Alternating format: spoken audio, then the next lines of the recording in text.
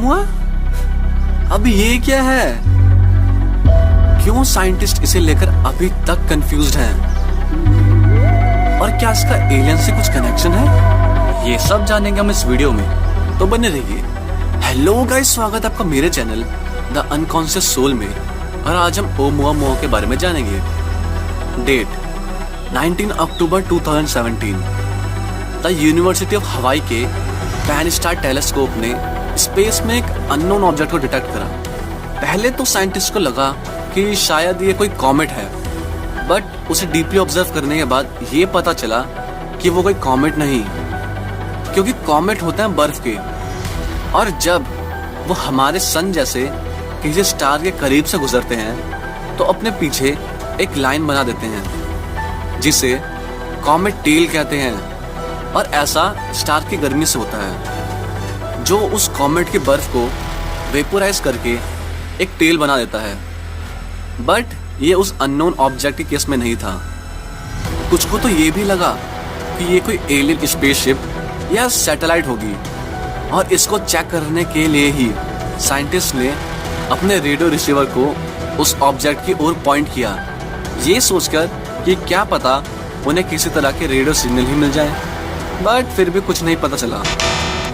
बाद में इसे एस्ट्रॉइड कैटेगरी में ऐड कर दिया गया, और इंटरनेशनल एस्ट्रोनॉमिकल यूनियन या IAU द्वारा उसका नाम 1I/2017 स्पेस U1 रखा गया, जिसे बाद में ओमुआमुआ के नाम से जाना गया। बट अब आप बोलोगे कि इसमें इतना खुश होने वाली बात क्या है, बस एक एस्ट्रॉइड ही तो है ना? दरअसल ओमुआमुआ की अप्रॉक्स लेंथ 400 मीटर और विड्थ 40 मीटर थी, जो 1/10 का रेशियो है।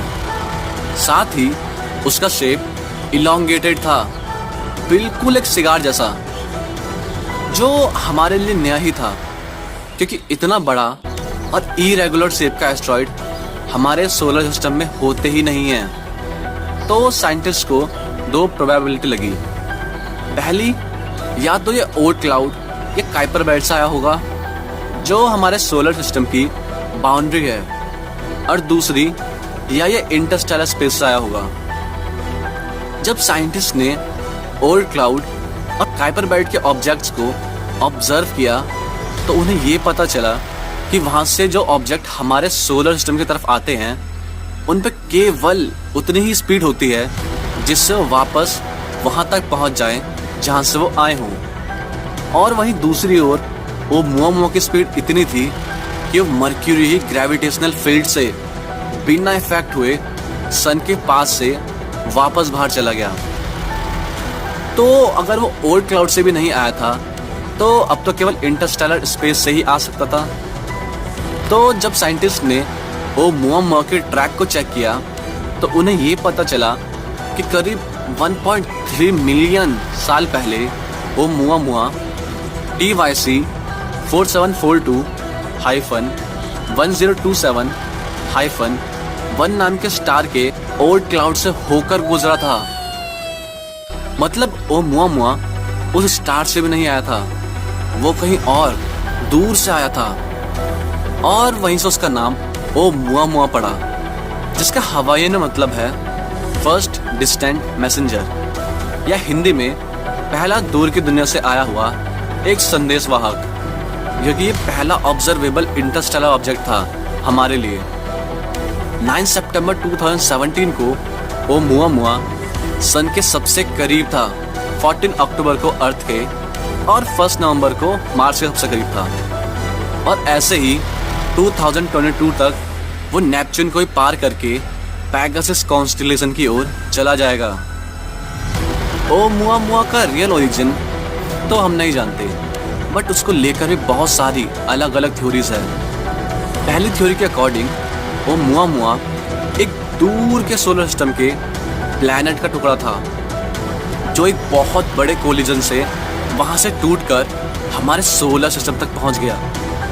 दूसरी थ्योरी है कि ओमुआमुआ एक एलियन स्पेसशिप या सैटेलाइट थी, जो हमसे कांटेक्ट करने के लिए ही एलियंस ने भेजी थी, और शायद हम उनके सिग्नल्स को डिकोड करने में नाकाम हो गए। बट अगर सही में वो एक एलियन सैटेलाइट या स्पेसशिप थी तो एक बात तो साफ है, जिस भी सिविलाइजेशन ने उसे भेजा होगा वो हमसे कई ज़्यादा एडवांस होगी। अब वो एलियन सैटेलाइट हो या ना हो, हमारे लिए तो एक एलियन विजिटर ही था। बट कैसा होगा अगर ओमुआमुआ सही में एक एलियन सैटेलाइट हो जो हम पे नज़र रखने के लिए ही एडवांस सिविलाइजेशन ने भेजी हो? वो एलियन सिविलाइजेशन दिखती कैसी होगी, ये कभी और डिस्कस करेंगे। Till then, stay safe and stay curious.